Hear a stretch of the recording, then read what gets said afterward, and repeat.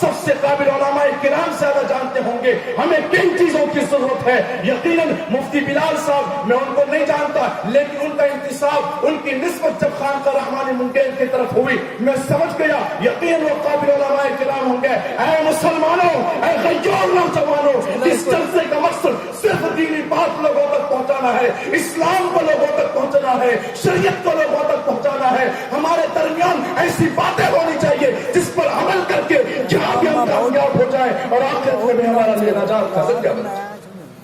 یہ بات آپ کو کڑوی لگے گی، حق بات ہے، میں نے آپ کو کہہ دیا، حق بات ہے بالکل. آپ لوگوں تک اس بات پہنچائی میں نے. علماء کرام کو، ہمارے علاقے کے علماء کرام کو آپ سنیں. میں نہیں کہتا کہ آپ دوسرے علماء کرام کو نہ بلائیں، بلائیں، بلانا باعث برکت ہے، بلانا اچھی بات ہے.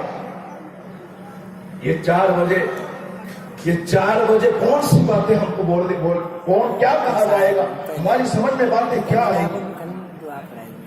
یہ نیند کا وقت، غلبے کا وقت. بہرحال میں اپنے احساس اور اپنی بھڑاس کو آپ کے سامنے نکالا قبل اس کے کہ میں اور آگے دوسری باتیں کروں.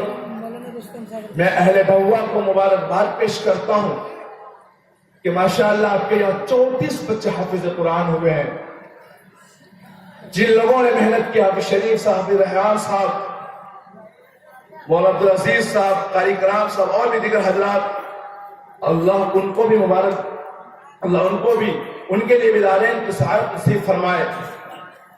مسلمان اللہ فرماتا ہے کہ جن لوگوں کو میں علم دیتا ہوں ان کے درجات بلند کر دیتا ہوں. جن لوگوں کو علم دیتا ہوں ان کے درجات بلند. جلسوں کو چھوڑ کے آیا، علاقے کی بات ہے، کچھ ایسی باتیں بتاؤں گا لیکن وقت کی نزاکت. آپ دیکھیں 4 بجے کون سا جلسہ ہوتا ہے، پھر صبح اگر کسی کو جانا ہو تو مسلمانوں یہ اللہ کا بہت بڑا احسان ہے ان بچوں پر، ان بچوں کے ماں باپ پر، ان بچوں کے اساتذہ پر جن کے بچے آج حافظ قرآن بن گئے. کل قیامت کے دن رب ذوالجلال فرمائیں گے،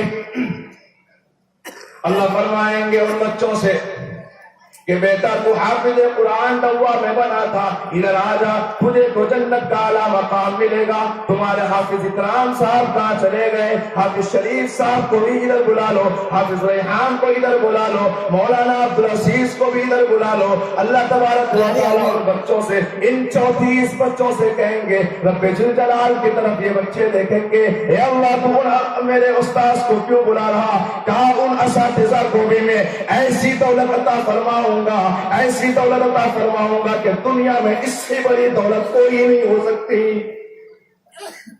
ان حافظ قرآن کے صدقے میں اللہ فرماتے ہیں کہ جن کے گھر کے اندر مجھے برکتوں کو ناصر کرنا ہوتا ہے، جن کے ماں باپ سے مجھے محبت ہوتی ہے، جن بچوں سے میں راضی ہوتا ہوں، ایسے بچوں کو میں حافظ قرآن بناتا ہوں.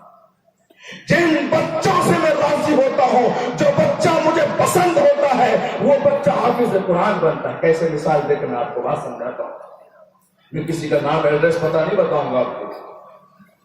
اللہ فرماتا ہے آپ کو مثال دے کے کیسے جن بچوں سے راضی ہوتے ہیں اللہ حافظ قرآن سے کیسے راضی. اِنَّا نَحْنُ نَزَّلْنَا الذِّكْرَ وَإِنَّا لَهُ لَحَافِظُونَ.